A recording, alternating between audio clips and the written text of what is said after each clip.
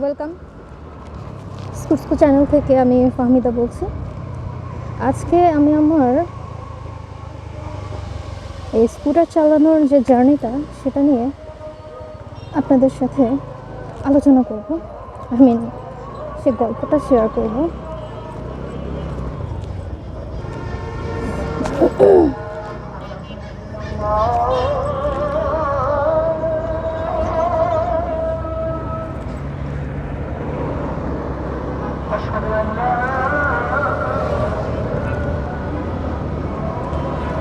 আমার যখন মনে হলো যে না, এবার আমার ফাইনালি একটা নিজস্ব ট্রান্সপোর্ট কিনে নিতেই হবে, নিজস্ব ভেহিকেল কিনে নিতেই হবে, আদারওয়াইজ আর কোনো অপশন নেই, তখন আমি ছোটোখাটো একটা চাকরি করি ধানমন্ডিতে কলাবাগানে।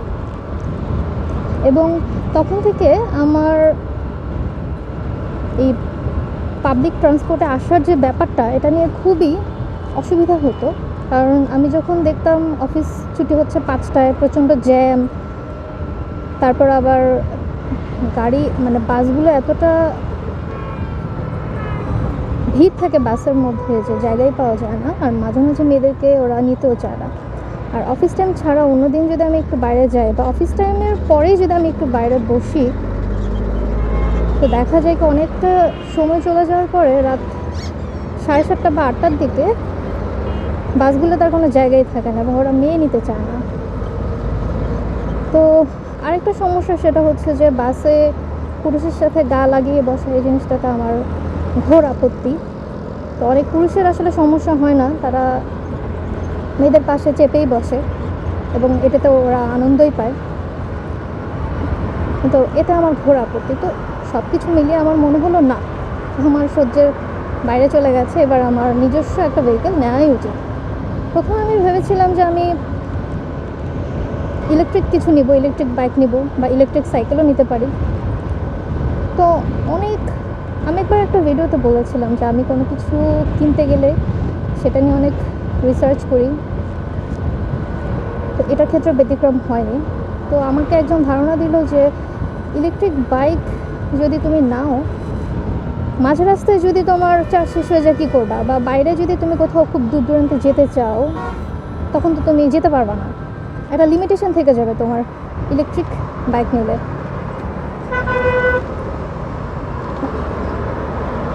তো সব দিক বিবেচনা করে আমি ফাইনালি সিদ্ধান্ত নিলাম, ঠিক আছে আমি ইলেকট্রিক কিছু নেব না, যেহেতু ওখানে একটা লিমিটেশন থেকে থাকে। তো পরবর্তীতে আমি চিন্তা করলাম যে আচ্ছা স্কুটার যেহেতু নিব, এবার স্কুটার কোনটা নিব সেটা নিয়ে আমার দ্বিধাদ্বন্দ্ব ছিল, কারণ আমি এসব সম্বন্ধে একেবারেই আমি অজ্ঞ ছিলাম। তো বিজ্ঞ হওয়ার জন্য যেটা করতে হয়েছিল, আমাকে অনেক চ্যানেল বলেন বা ইউটিউব পেজ বলেন ঘাটাঘাটি করতে হয়েছিল, অনেক বিজ্ঞদের ইউটিউব যে ভিডিওগুলো দেখতে হয়েছিল, প্রচুর ভিডিও দেখতাম, প্রচুর। আমি একটু শুরু থেকেই শুরু করি। তো আমি যখন ডিসাইড করলাম যে আমি বাইক চালানো শুরু করব, তো আমার তো এটা শিখতে হবে। আমি সাইকেলও তেমন একটা পারতাম না, সাইকেল চালাতে গেলে পড়ে যেতাম, ব্যালেন্স রাখতে পারতাম না।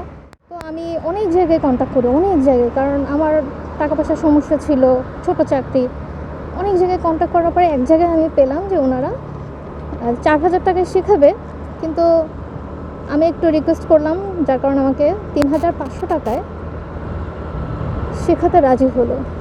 ওনার নাম হচ্ছে লাবণী আপু, উনি আজিমপুরে শেখায়। তো প্রথমে আমি আজিমপুরে 1-2 দিন শিখেছি। তো প্রথম জার্নিটা আমি কি বলবো, প্রথম দিন আমার অফিস কলিগ আমাকে সাথে নিয়ে গিয়েছিল, যদি ওনার বাসা আজিমপুরে, তারপর আমার সাথে গিয়েছিল। এতটা কেয়ারিং ছিল, আমাকে সাথে গিয়ে আবার বলছিল যে কোথায় না কোথায় আবার চলে যান, কে না কে কার সাথে দেখা করতে যাচ্ছেন, তো নিয়ে যাই। ওই আপুটা অনেক সাপোর্টিভ ছিল, যদিও এখন অফিসে নেই। তো তারপরে প্রথম দিনটা আমার অসাধারণ একটা জার্নি ছিল, কিন্তু কষ্টেরও ছিল বটে, কারণ প্রথম দিন আমাকে অনেক কষ্ট করিয়েছিল লাবণী আপু।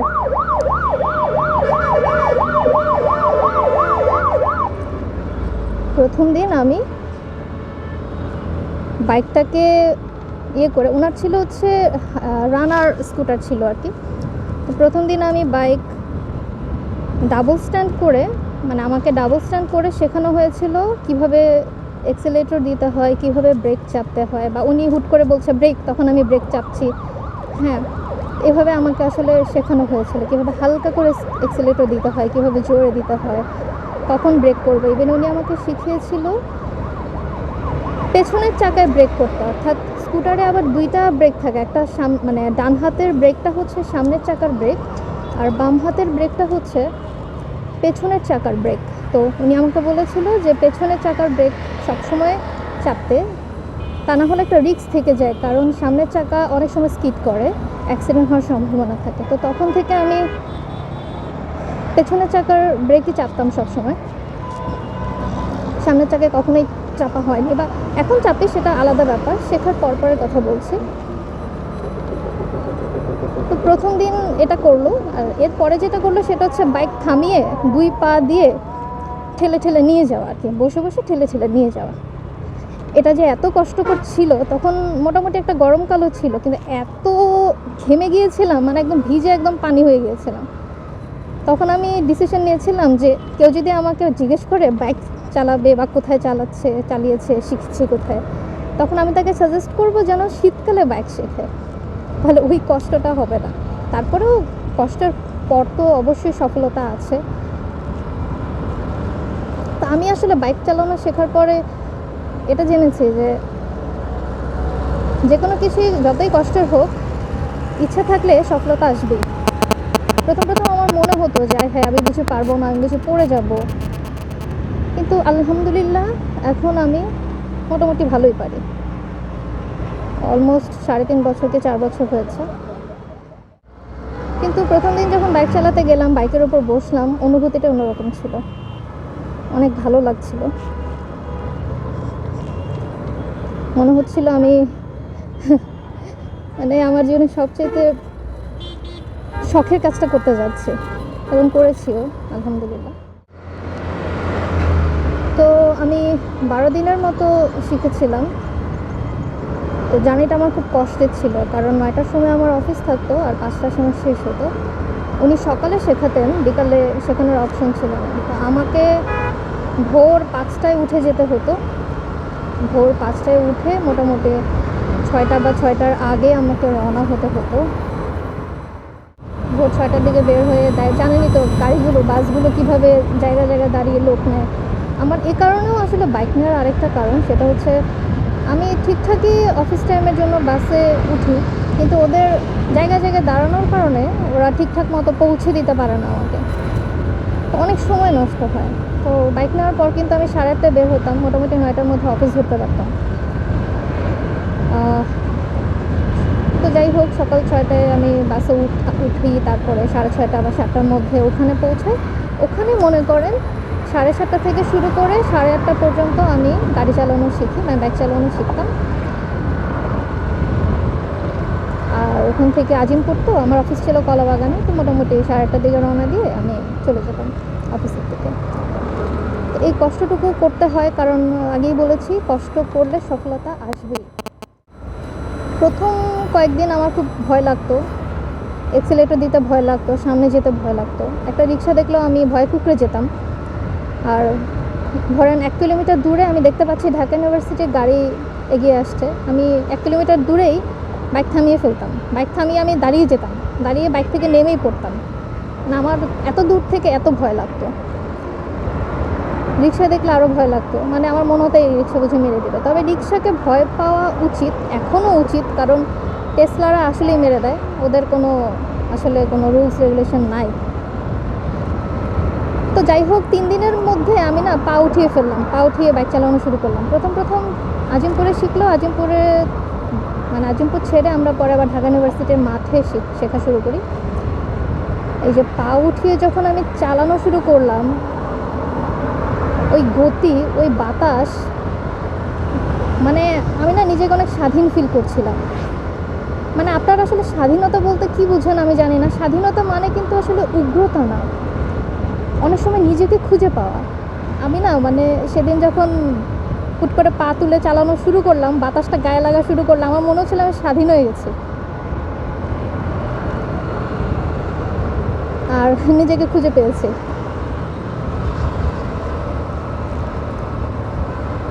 তো তারপর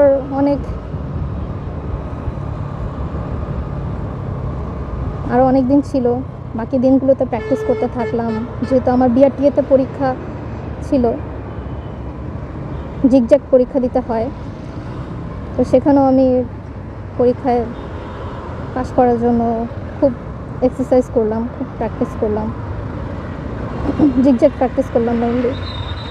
তো ওই আপুটা খুব খুশি হতো। আপু বলতো যে আমার আর কোনো স্টুডেন্ট এত প্র্যাকটিস করে নাই, মানে এত খুঁটিনাটি করে প্র্যাকটিস করে নাই যতটা তুমি করেছো, তো খুশি হতো।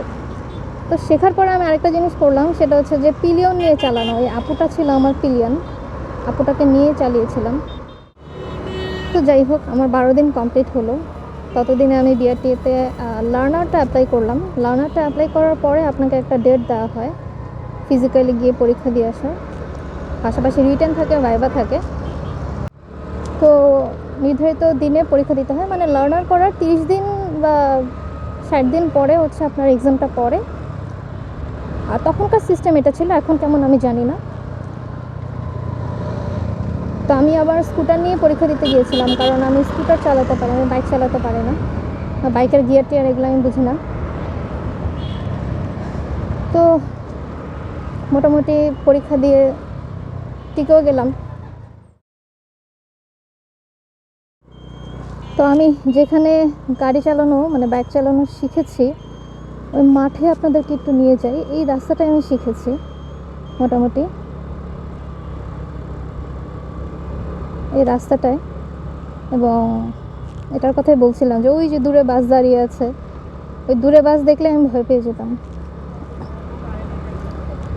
এই পুরোটা রাস্তা আমি শিখেছি, ওইখানে, এখানে, তারপরে এখানে যে মাঠ আছে, মাঠে শিখেছি প্রথম দিকে, কারণ মাঠে হচ্ছে পড়ে গেলে ওইভাবে ব্যথা পাওয়া যায় না, কিন্তু এখানে তো আসলে পিচ, প্রথম প্রথম না জানলে পড়ে গিয়ে মানে ছিলে যাওয়ার সম্ভাবনা প্রবল।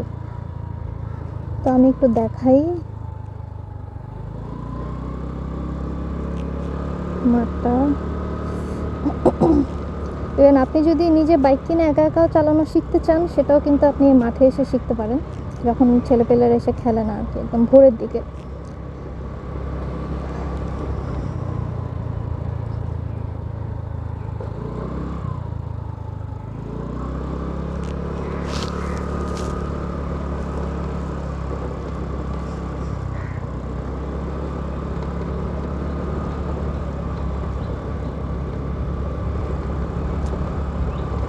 এই যে এই মাঠটা আহামরি কিছুই না, কিন্তু সুন্দর, শেখার মতো একটা প্লেস ছিল। পুরো মাঠটা আমি চক্কর দিতাম বাইক দিয়ে। আচ্ছা, তো এটা হচ্ছে সেই মাঠটা। তো এই 12 দিন শিখে যে আমি মাঠে নেমে পড়েছি তা না, আমাকে অনেক প্র্যাকটিস করতে হয়েছে। তো একদিন আমার হুট করেই মনে হলো যে আমি বাইক কিনে ফেলি। বাইক কেনার জার্নিটা আবার অন্যরকম, সেটা একদিন বলবো।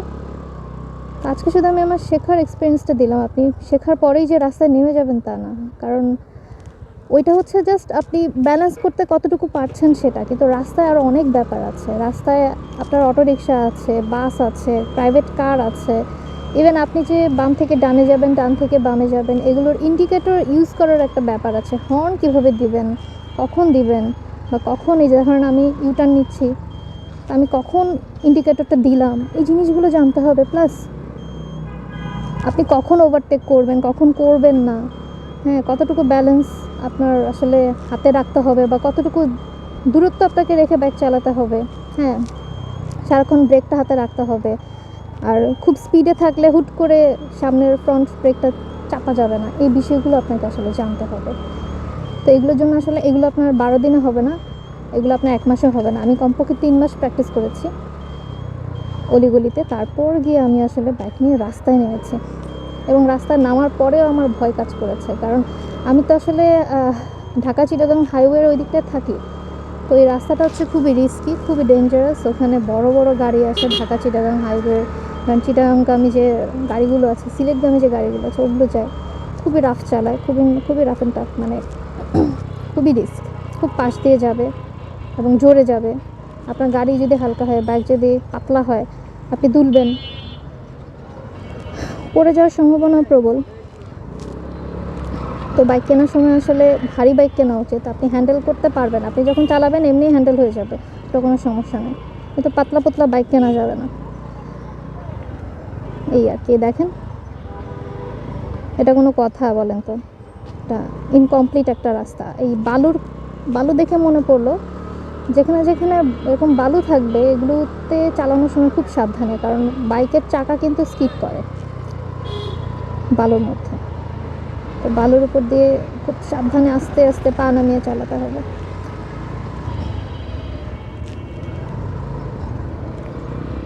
তো যাই হোক, এটা হচ্ছে আমার শেখার জার্নি। আমি আরেকদিন আপনাদেরকে বলবো যে কোন বাইকটা আমি চুজ করেছিলাম এবং কেন চুজ করেছিলাম, বা এটা না কিনলেও আমি আসলে কোন বাইকটা কিনতে চেয়েছিলাম কিন্তু টাকার জন্য কিনতে পারিনি, বা আরও কোনো সমস্যা ছিল কি না, এগুলো আমি আরেকদিন শেয়ার করব।